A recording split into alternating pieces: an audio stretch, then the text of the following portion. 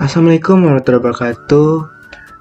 Perkenalkan, nama saya Fauzan Sauki, dan hari ini saya akan mempresentasikan proyek yang mengintegrasi berbagai konsep kejelasan buatan dan robotika untuk optimasi daur ulang sampah di pedesaan. Baik. Nah, latar belakang dan tujuan proyek dari proyek ini adalah yang pertama, latar belakang, yaitu meningkatkan volume sampah di pedesaan. Meningkatnya volume sampah di pedesaan serta perlunya solusi mengolah sampah yang efisien dan berkelanjutan. Dan tujuan proyek ini adalah untuk mengembangkan sistem cerdas berbasis AI dan robotika yang dapat mengoptimalkan proses daur ulang sampah di pedesaan. Dan kami berupaya meningkatkan solusi inovasi yang dapat membantu memecahkan masalah lingkungan dan meningkatkan efisiensi pengolahan sampah. Selanjutnya itu pengenalan robotika. Nah, definisi robotika itu robotika adalah bidang yang menggabungkan ilmu komputer, teknik, dan teknologi untuk menciptakan robot yang bisa digunakan dalam berbagai jenis tugas. Nah, dalam proyek ini kami menggunakan robot pemilah sampah yang diprogram untuk melakukan tugas penyortiran. Jadi robot ini dirancang untuk dapat mengenali serta mengklarifikasikan dan memisahkan berbagai jenis sampah. Dan itu adalah penggunaan robot dalam proyek, yaitu penggunaan robot ini melibatkan beberapa langkah penting, termasuk pengolahan objek, pengambilan keputusan berbasis data, dan tindakan otomatis. Jadi robot ini dilengkapi dengan sensor dan kamera untuk mendeteksi dan mengklarifikasikan sampah secara akurat. Selanjutnya itu, nah, ini adalah contoh robot pemilah sampah. Nah, ini juga ada contohnya. Nah, selanjutnya itu algoritma genetika. Nah, apa sih algoritma genetika itu? Jadi teknik optimasi yang meniru proses evolusi alami. Dalam proyek ini kami menggunakan algoritma genetika untuk meningkatkan efisiensi proses penyortiran sampah. Jadi algoritma ini membantu kami menemukan solusi optimal dengan menggabungkan dan mengembangkan solusi yang ada secara iteratif. Nah, yang kedua itu optimasi proses penyortiran sampah. Jadi proses optimasi ini melibatkan beberapa langkah, termasuk eleksi serta perkawinan silang dan mutasi. Dan algoritma genetika, robot kami dapat terus memperbaiki kemampuannya dalam mengklarifikasikan dan menyortir sampah. Selanjutnya, nah, ini adalah contoh algoritma yang kami terapkan di robot pemilah sampah. Yaitu yang pertama itu ada representasi kromosom. Selanjutnya itu ke bawahnya itu membangkitkan populasi awal. Selanjutnya itu hitung fitness.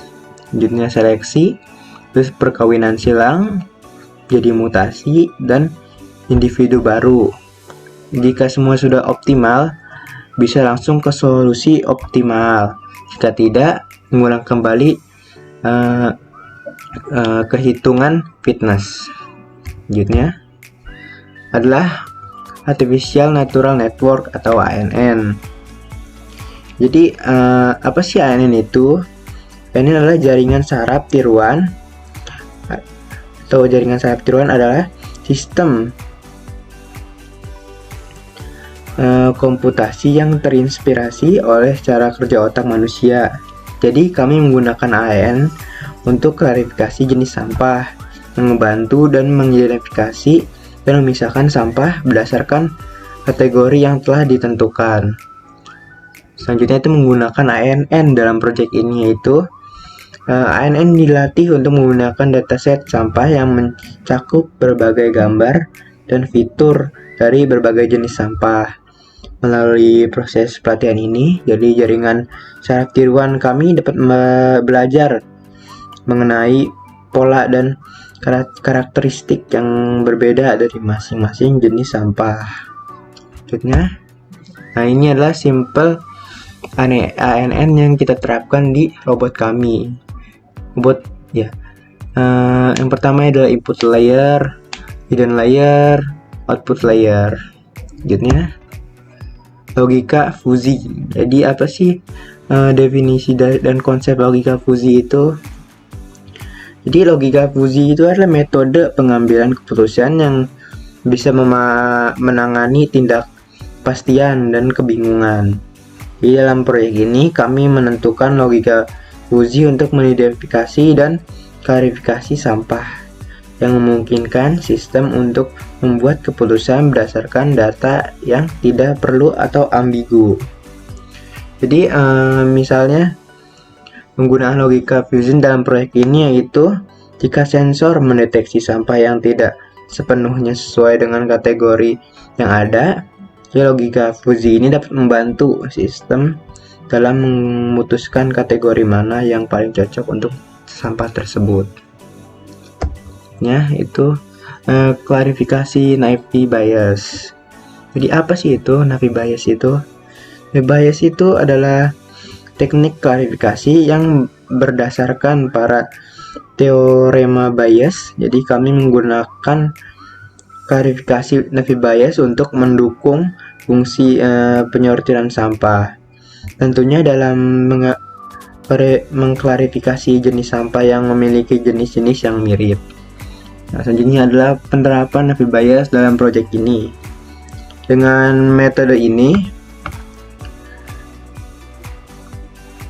sistem kami dapat memperingkas kategori sampah berdasarkan probabilitas dan fitur-fitur tertentu. Jadi klarifikasi ini dapat berguna untuk meningkatkan akurasi dan efisiensi penyortiran. Nah, ini adalah contoh dari klarifikasi naive bias yang kami gunakan. Selanjutnya itu hasil akhir project.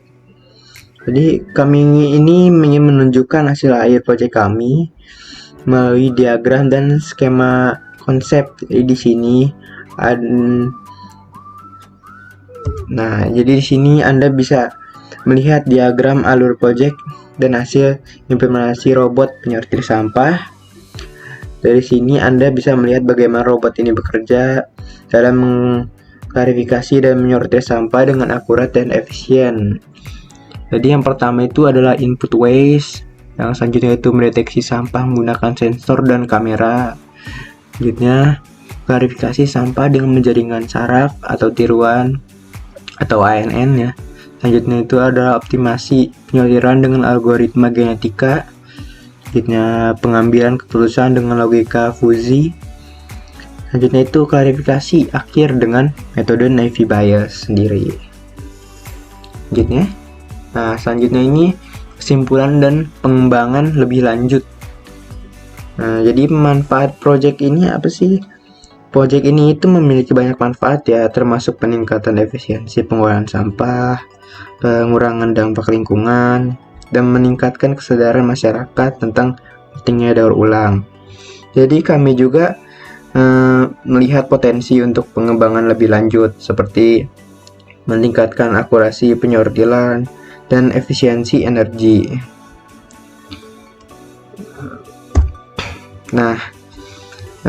Sepertinya terima kasih sekian yang telah menyimak presentasi saya.